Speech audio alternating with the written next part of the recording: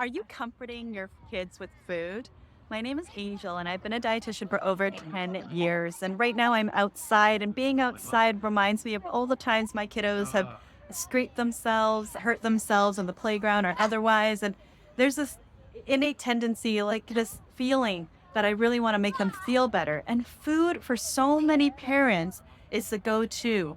Offering to buy them ice cream, getting a treat from the car or whatever's handy to make their boo boo go away or to stop them from crying. But I really want to discourage this kind of behavior where we're teaching children that food is a source of comfort. Where possible, I really want to encourage parents to really offer a hug, offer kind words, just offer your presence to really help settle them and avoid the use of food, because what often we don't realize is years down the road, these same kids that have now grown into teenagers or adults are still using food as a source of comfort. And maybe it's not because they scraped their knee. Maybe it's because they had a really rough day at work, stress in a relationship, or whatever else that's causing them pain.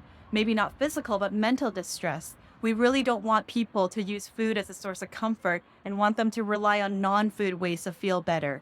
I hope that's helpful to you. Please like, share, or follow for more.